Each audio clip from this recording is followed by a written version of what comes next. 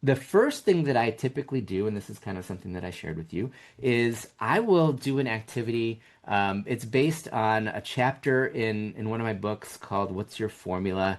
And then it's also based on an article that I had published in TD Magazine through ATD. And this particular activity is called Presenter Know Thyself. And basically, what we want to do is to figure out where do you fall? If you had to fall in one of these quadrants, where would you fall? And let me talk about what A, B, C, and D are when you're looking on the screen first, and then we'll go ahead and do the assessment. So the first quadrant in the lower left-hand corner, basically what we're taking a look at is your level of content knowledge and the amount or the way that you apply adult learning principles in your session. And so down in the bottom left-hand corner in quadrant A, these are folks that come in with maybe a low level of content knowledge, and they don't necessarily always apply adult learning principles or adult learning theory to what they're doing. Oftentimes, I'll label quadrant A as kind of the messenger, right? These are folks that have been told to share information with people. They may not have a lot of deep background in the information they're sharing. So it could be somebody from HR who's doing an orientation about the entire organization. They obviously they can't know every single thing about every single department, but they do need to orient people to what some of the different departments do. And it's usually kind of sharing, it's an information sharing session as opposed to using adult learning, right? So that's an example of a session or a presenter that might fall in quadrant A. Also, this might be a substitute, right? So if you can't make it to a training session, these might be the folks that you would call on to step in. So, for example, when I first started working at an eye bank, so cornea transplants. It was probably within my first month of working there. I was just out observing, or I wanted to observe a presentation that our organization was doing to nurses at a hospital. And I showed up. The nurses were showing up. I got a call from the person who was actually presenting saying, "I'm stuck in traffic. If I can't make it." The slide deck's there. Can you just go through the slide deck? And I started to panic because I had a low level of content knowledge, and that was going to knock me off of being able to apply any adult learning theory in there. So that's another example of somebody who might fall into quadrant A. Also, as you take a look at these and as I talk through these, as you're thinking about where you might fall, it can very well be situational. Sometimes you're presenting on a topic that you know well, sometimes you're not. So you might kind of change quadrants depending on a session that you have to deliver. In quadrant B, this is our typical subject matter expert or our traditional subject matter expert. These are folks who know a ton about the topic they're talking about, but they don't always present in a way that's going to be engaging or lead to behavior change because either they haven't been exposed to how adults learn, or they're just not. There's lots of barriers. We'll talk about those as we get going here. But typically, quadrant B is your typical subject or your traditional subject matter expert. Quadrant C are folks that have lots of content knowledge and also they're able to apply principles of adult learning. So if I was thinking about myself and I was delivering a session about training skills or training design or things like that, I might fall in quadrant C because I feel like I can engage people and also I can answer lots of questions accurately, and I can back up a lot of what I'm saying with some theory. I've written books, I've written articles, things like that, right? So that content knowledge is married with adult learning principles. Now in quadrant D, these are kind of the pure facilitators, right? So in quadrant D, what you're going to find are people who know how to engage others. They know how to facilitate conversations, facilitate activities and instructions, debrief, but they may not know a lot about the topic that's being presented.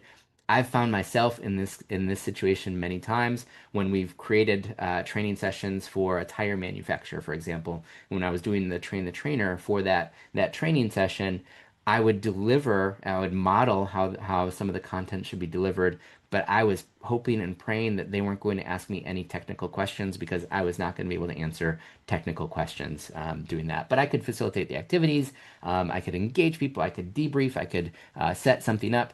I wasn't very knowledgeable about the content itself, right? So that's a quick look at kind of how we can figure out who is presenting and maybe what the strengths are and maybe some areas that could be developed. And so again, in the chat, my colleague Rachel posted a link. And so if you're able to go there, you're going to find a document up at the top. It says Presenter Know Thyself. And if you're able to either use a different screen or even this screen and go through it, or if you just want to, if you have a piece of scrap paper at your table right now or at your desk, then feel free to take out that scrap paper and pen. And I'm going to go through just the assessment to figure out to help us figure out where we might fall when we put if we were to put a label on ourselves and the kinds of training skills that we offer. So here we go. So if you have downloaded it, great. You can click actually your answers. Or if you just want to watch me share the screen, we'll go through these questions one at a time. So here we go. The first thing we're going to take a look at is our level of content knowledge. So get a training program in mind that you might typically have to deliver. And so just this works best when you're thinking about something that you typically have to deliver, not something that you might have to do one and done, but something that you typically deliver that you might be comfortable with. And so the first question is, or the first statement, and these are all yes, no statements. So you've spent considerable time exploring the history and theory of the underlying topic. I'm thinking of a train the trainer session here. And so I would say yes for that one. You've had considerable opportunity to be successful in putting the topic to use in the real world. I've done it for 20, 25 years. So yeah, I'll say yes. Your answers may not mirror mine. Don't feel like you need to have the same exact answers as I do here. People, and yes or no, it's not better or worse. It's just trying to figure out where do we fall here. People come to me for advice on the topic. I would say yes, they do. I've been asked to help others learn this topic. Yes, I have. I can confidently and accurately answer questions on this topic. I feel that my answer there again is yes. You hold a degree, certification, or other credential in the topic. I actually don't have a degree in public speaking, instructional design, other things like that. I'm not a CPTD. I don't have a credential, things like that. So I'll say no there. I've had an article published on the topic. I actually have, but just for the sake of this exercise, we'll say no there. All right. So once we finish there, don't get ahead of me. Don't go to the bottom yet. I'm going to tell you how to score yourself for just the top portion of this. So this, if you're thinking of the four quadrants, this is kind of that horizontal axis in our content knowledge. So for everything that you answered yes to, give yourself a point. For everything that you answered no to, take away a point. So for example, I have 5 yeses, which is 5 points, and then 2 no's. So I'll take away 2 points, and that gives me 3. Keep that number in mind. We're going to use that in just a moment. But let's take a look at the bottom of this page now. And this is more about the adult learning application. And so here, we'll take a look at these questions. So the first, or the statements, you are certain that your learners know why your information and content are important before they attend your presentation. For me, yeah, I think that I have a good feel for this. You deliver training programs in which you consistently spend most of the time talking and sharing content and information. I do not. I do share some information and then we'll do some activities, things like that. So I would click no there. You frame your learning objectives with phrases such as I'm going to share information about or I'm going to cover. Now, if you've ever taken any sort of class on how to create learning objectives need to be participant-centered. This is my philosophy. So my learning objectives are always framed by the end of the session. Participants will be able to ... So I'll click no there. You believe a successful training program is characterized by high post-training evaluation scores and comments like, this was the best training ever. I love hearing those thoughts. So I'll click yes. You take pride in being able to deliver great training because you have great stories to tell. I have the best stories, so I'll click yes there. Even if you believe your content may be boring, you make sure to push through and give your participants all the information you believe they need. I think that is important. If people are coming to me for information, I need to give them the information. And then when running short on time, you forego activities to be sure you can deliver all your content. I like to make sure that I use a lesson plan to make sure I can kind of figure out where I am at any given point in a session. So I try not to run it shorter on time, but I know those activities are important. All right. So getting through this bottom part, the scoring is going to be a little different. So don't get ahead of me here. So for every no answer here on the bottom part for the adult learning application, you're going to give yourself a point. For no, you're going to give yourself a point here. That's the opposite of what we just did up above. And for each yes answer, you're going to take away a point. So I have three no's, so that's 3 points. I have four yeses, that's minus 4 points. So I actually have a -1 here. All right.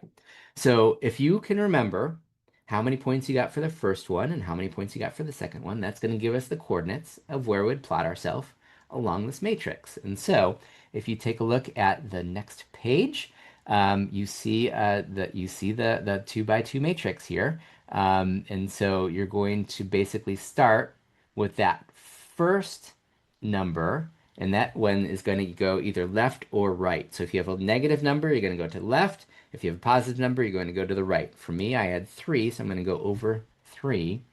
And then for the adult learning piece, what you're going to do is if you had a positive number, you're going to go up that number of spots. If you had a negative number, you're going to go down. For me, I had -1.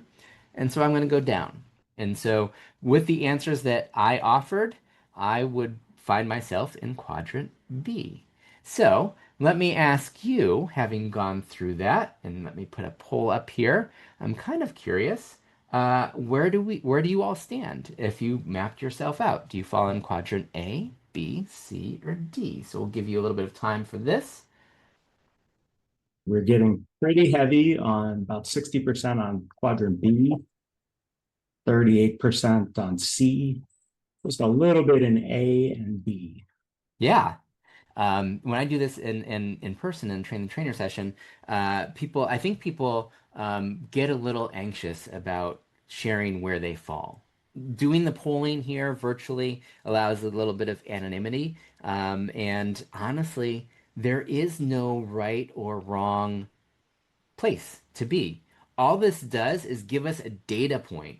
And so somebody's saying, what if you are a 0 with the first score? So if you're a 0 with the first score, you keep that dot in the middle and then you go up or down. And then you're going to fall between A and B or C and D. So good questions. And so all this does is give us a data point. All right, let's go ahead and I don't even know where my poll went. I've been moving things. Oh, there we go. It's being shared. Tim, you are on it. So thank you for that. So we're seeing that we have the bulk of people in B, 55%, 35% in C, about 4% in A, and 5% in D. This is a really nice distribution. Now, what does this mean? Now we have this data point. Brian, you've just plotted us on this graph. What does this mean? All right, so basically what this means is now you know, right? So if you fall in B, there's a few different ways if you would like to move above that line. Or if you fall in A, there's a few different ways that you can move to the right or up. If you fall in D, there's some different ways that you can move over to C. If you fall in C, that is great, and it doesn't mean that you can become complacent. And especially if you are asked, if you change positions, if you change roles, there's always going to be some different content knowledge to kind of challenge you with. So basically what this does is it gives us a feel for where do we currently start. And the reason I like to use this during train the trainer sessions is because it gives everyone a feel of where we start. And if I'm a B today and I have to do a session this afternoon, it just because I attended a train the trainer doesn't mean I'm automatically a C, right? So are there ways to balance my subject matter expertise and my tendency to assume I know what the learners need, my tendency to push through some things? Is there a way to balance that? So one way is attending something like this. Another way is to co-facilitate, right? So find a D. Is there somebody who is at my organization a really skilled facilitator who might be able to co-facilitate, who might be able to, I can give the information and then they can facilitate the activity, things like that, right? So there's some ways to move from B to C without you yourself needing to become an expert in all of this stuff. there's a way to move from A to D, again, by actually whether it's partnering with somebody or just kind of working on webinars like this or reading articles or books or just practice. Honestly, practice is one of those ways as well. I'm taking a look at some of the questions. Could you please share the previous mapping definition of the quadrants again? And so Rachel, if you're able to find the Presenter Know Thyself article, I know that that was not something that we had queued up in terms of the resources that we have, but if you're able to find it, then I'd love to drop that, either a link to that or the PDF into the chat as well, which can give the explanations of these quadrants again. All right. I'm gonna actually shift gears here a little bit, but before I do, Tim, is there anything else that you're seeing in the chat that I need to kind of respond to before we go on? The only thing I saw was someone asking, well, what if they fall on zero line with the first score? Yep. Um, and I think you answered that pretty well, but I think it's important that people recognize this just gives you that positioning of where you need to grow for a particular session or where you may need to get support. So hopefully you were able to answer that question. Yeah, and again, this isn't hyper scientific, right? This is based on what is good adult learning and what kind of constitutes a subject matter expert. And where what you answer today might be different than what you answer next week. I've found some people during train the trainer sessions say how I answered that yesterday morning and how I would answer it today would be different. Because now in that sense, they were saying because they were exposed to identifying things that they didn't even know they didn't know. So they would have kind of moved themselves down in terms of the adult learning principle mastery and things like that. So it just gives you a starting point and a data point, and now the question becomes, what do you do with it?